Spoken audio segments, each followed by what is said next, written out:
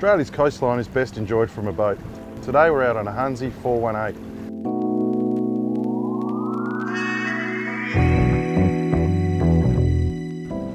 Hi, my name's Charlie Baker. I hold an AMSA Master 45, Marine Engine Driver Grade 2. Beautiful day for sailing, but things can soon change when those storm clouds roll in and we hit adverse weather. In this Club Marine TV video, we're going to look at things that we can do to help ourselves to prepare for severe weather events.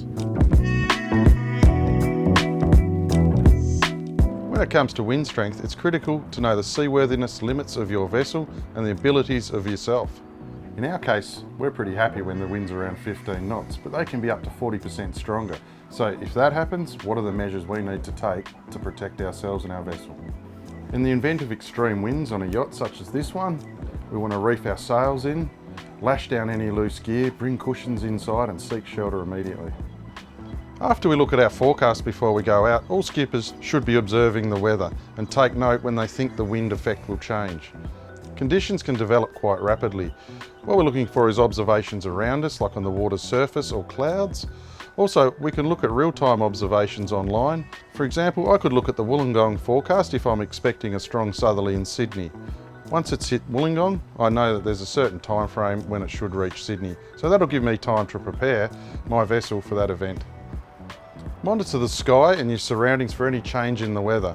Look at patterns of birds, for example. They'll always move to a sheltered location. We can look at other boats as well. If someone else thinks that the weather may change, you might see the boats all moving to another location as well. A cold front is faster moving cold air that's approaching warmer air. Two just don't mix.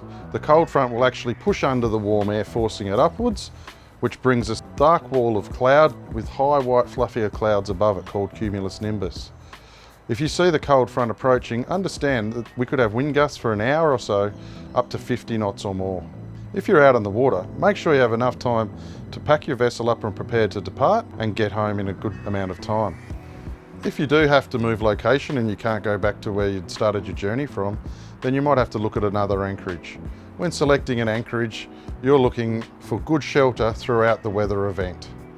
So we're looking at the holding bottom of the seabed. Mud and sand is great. We're also looking at how much room there is. Is there enough swinging room for our vessel and our anchor chain from how much scope we put out? When on a large cruiser or any large vessel for that matter, a small anchorage will feel very tight and crowded very quickly. We have to consider how much chain we're letting out. That's our scope. So if it's 10 metres of water, we may be letting out 5 to 8 times that depth of chain. Then we've got our vessel size on top of that as well. So that's quite a lot of swinging room that we have to account for. Remember that wind speeds in forecasts and warnings are averages, and that they could be up to 40% stronger than forecast. A strong wind warning can be from 26 to 33 knots. A gale warning can be from 34 to 47 knots. Storm warning, that's from 48 to 63 knots, and a hurricane warning 64 and above. A knot is a nautical mile per hour, and if you're not the metric type, 1 nautical mile is 1.852 kilometres. So if it was 20 knots of breeze, I'll estimate that at about 35 to 38 kilometres per hour.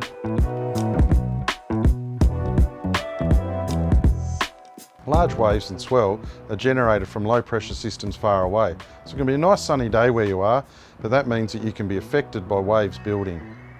Waves become steeper and higher the shallower the water gets. That's where we like to operate as boaties.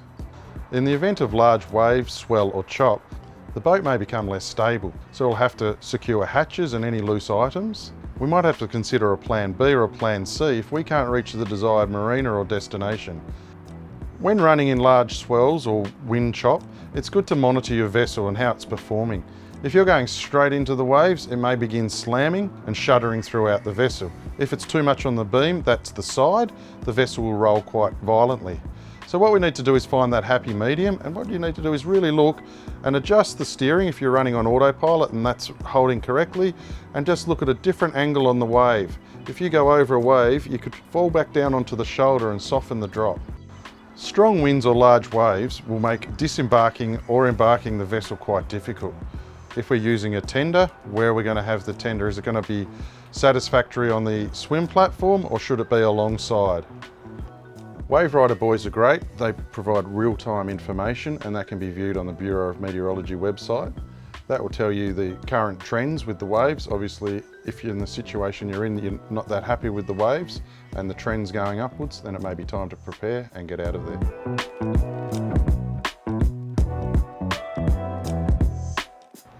Thunderstorms are accompanied by squalls, heavy rain, hail, and sometimes lightning. They also are associated with very high winds. East coast lows are severe weather events that happen off the east coast of Australia multiple times throughout the year. They generate intense waves, which can also generate a storm surge. They carry gale to storm force winds, and it all pushes onshore together. Tropical cyclones are a severe weather event to be well aware of. In the Northern Hemisphere, they're referred to as hurricanes.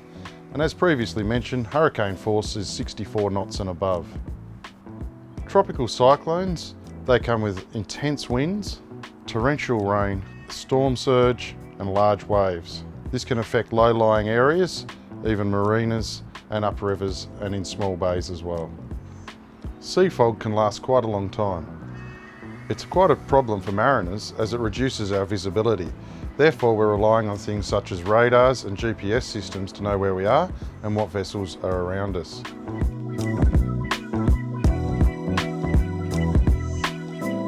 Tides not only affect the water level, but it also creates water flow, which we call current. When entering rivers or barways, we really need to be aware of this, especially outgoing currents, which are referred to as ebb tides. The best time to cross is on the high water slack. That means there's not much water movement. During the middle of the change, that's when we have the most movement. A low slack tide is also good as long as your boat has enough draft to get over the sand or the seabed that is at the barway. Dealing with currents in close quarter situations, i.e. anchorages or small bays or rivers, makes a large vessel very difficult to turn. Any vessel for this matter. So always consider what the current's doing to your boat. One good idea to do, put it into neutral and see what it's actually going to affect your vessel once you do try and slow down and do one of the manoeuvres you're thinking of. That could be anchoring or docking the vessel. In regards to water depth with changing tides, consider what the draft of your vessel is and if you have enough water to get to your destination. Also, when at anchor, are you anchored in enough water that any underwater obstructions aren't going to damage your vessel?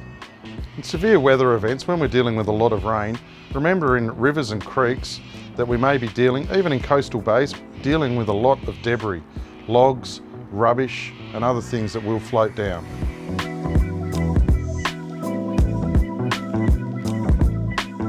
Yachts and sailboats tend to have a finer entry for penetrating waves. However, large swells may send waves and heavy spray into the cockpit.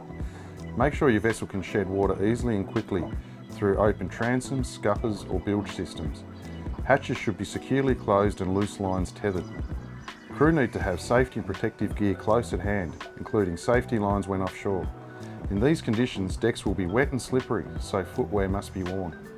A couple of unique features of sailboats is you generally have small engines and deep draft. So the small engine might not be a good source of power in rough weather, and then also seeking anchorages and shelter might be affected by the deep draft.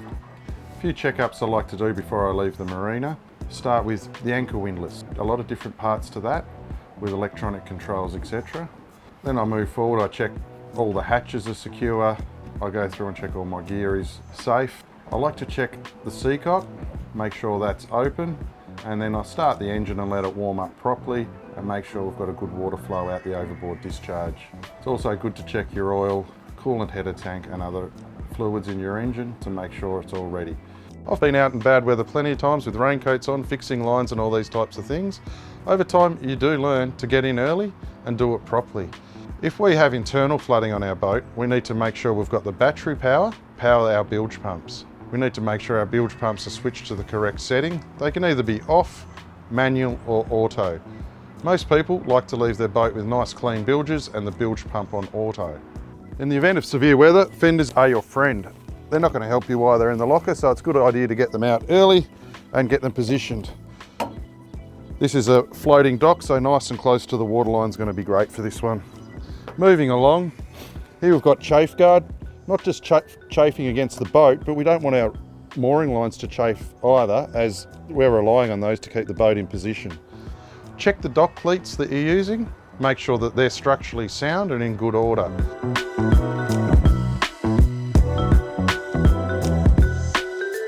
We're just going to practice now getting a dinghy alongside our boat, but we're going to do it in nice calm conditions and work out what works and what doesn't work. When it's rough and you've got a lot of wind and current and the vessel's at anchor, it's quite difficult going alongside the swim platform like we'd normally do on a boat. So what we're going to do is use the midship cleat on the larger vessel and throw the bow line of the dinghy to there, and we're going to set it so once that's on, the dinghy should sit alongside this vessel for easy, safe getting on and off. We don't have the dinghy then beam on or perpendicular to any rough weather. If the vessel's in the marina, you could always put the dinghy back in the water and take it home and put it in the shed. If there's room on the vessel, you could deflate a rigid inflatable boat and store the whole thing inside a hatch. Within regards to shore power and severe weather events, there are different things that you need to consider. Sometimes if the boat's not going to move too much, it's fine to leave it plugged into the shore power. But if you think that there might be a case where the surge is too great and the power might be ripped out of either the vessel or the shore plug, then you may need to remove that. In that case, we want our batteries full before we remove it, and we also want to make sure we're going to have enough power throughout the severe weather event to power our bilge pumps. If this is the case, you'd want to remove any food items that may perish in your fridge or freezer, especially bait. If there is a storm surge predicted, quite often a whole marina will lose its power, so also be prepared for this as well. Can you move your vessel to a better marina or offer swing mooring to a marina? Are there other locations that are going to be safer throughout that severe weather event? After a severe weather event, you want to return to your boat and start having a good look over things. What I'd be looking at is I'd make sure the bilges are clean and empty still. If so, you might need to pump them out. Then I'd start looking at all my equipment before it's too late, because if it's wet inside a locker, it could go mouldy or get damaged.